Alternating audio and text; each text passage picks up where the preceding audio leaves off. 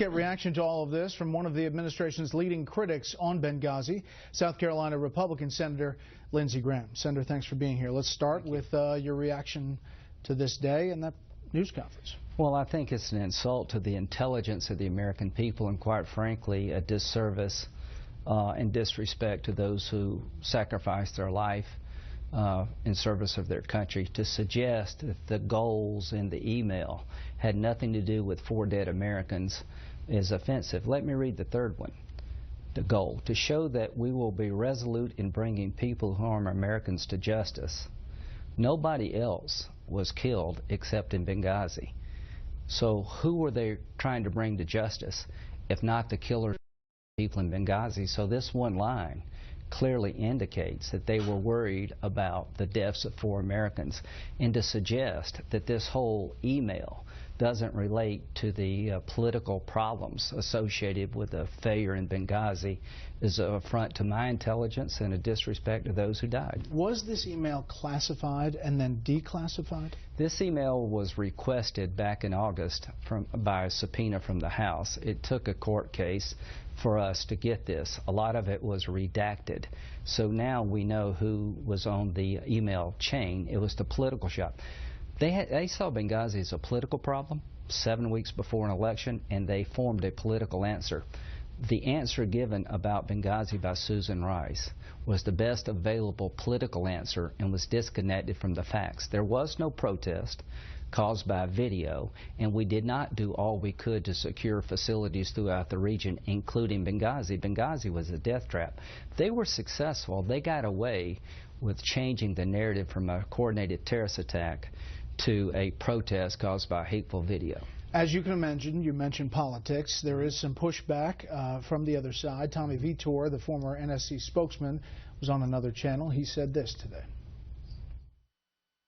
Unfortunately, now we have another round of stories about basically nothing, which is what the whole debate about the talking points has been all along. I mean, speaking of political motives, Lindsey Graham is trying to fend off a Tea Party primary. That's why he seized on this issue. It's an open joke of his up on Capitol Hill. People know why he's doing this. So, you know, there's certainly politics in all of this. Your response? My response is that if I am doing something wrong for political reasons, I should have egg on my face and I should be punished by the people of South Carolina. If what he is saying is a bold-faced lie and that I'm correct that this administration hid the truth from the American people about a coordinated terrorist attack because they were more worried about the president's re-election than telling the truth to the American people about why 4 people died, they need to be held accountable. What's next? More witnesses and a new process. How can you close the books on Benghazi until you call Ben Rhodes? Let's call Ben Rhodes and have him explain this email. If it wasn't about the 4 dead Americans, why did you mention we're going to bring those people to justice who harm Americans? And does Speaker Boehner, because of all of this, change his mind about an independent? I hope so. The House has done generally a good job, but the process has been disjointed. I'm tired of 5-minute rounds of questioning where members of Congress spend 4 minutes giving speeches.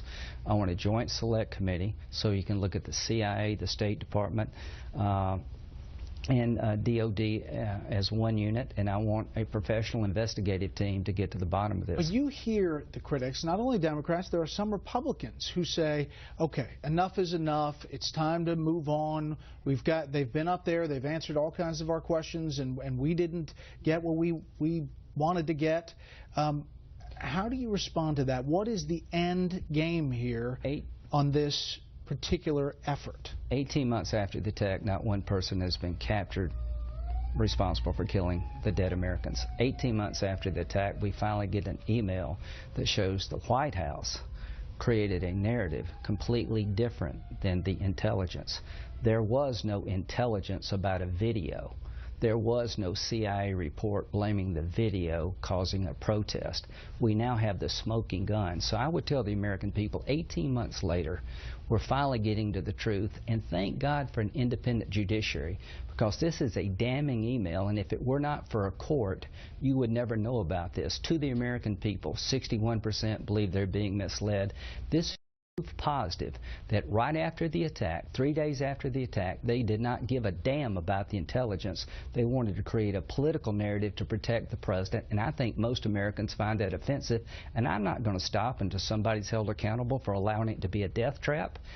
Somebody be fired for not coming to the aid of these people for 9.5 hours, and somebody ought to be fired for lying to the American people. And I don't believe Ben Rhodes did this by himself. Somebody in the White House, higher up than him, in my view, concocted this story because they were worried about the re-election, not telling the truth. And when Susan Rice said, "I have no regrets, I gave the American people the best evidence available," that's a bald-faced lie. The politics here, does it affect Republicans to continue down this road? You know, when I wanted to get to the bottom of Gitmo, I was a hero.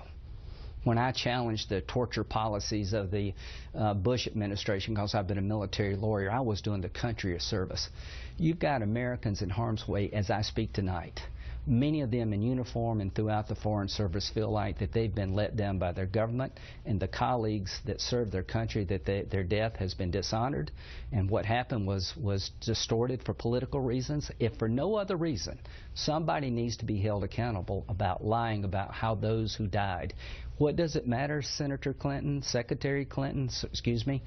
The difference between a coordinated terrorist attack that you should have planned for, closing the consulate rather than keeping it open, does matter. The difference between a spontaneous event and a rise of terrorism, a broader foreign policy failure, is substantial. You cannot let these people get away with this any more than you could let Richard Nixon get away with what he did.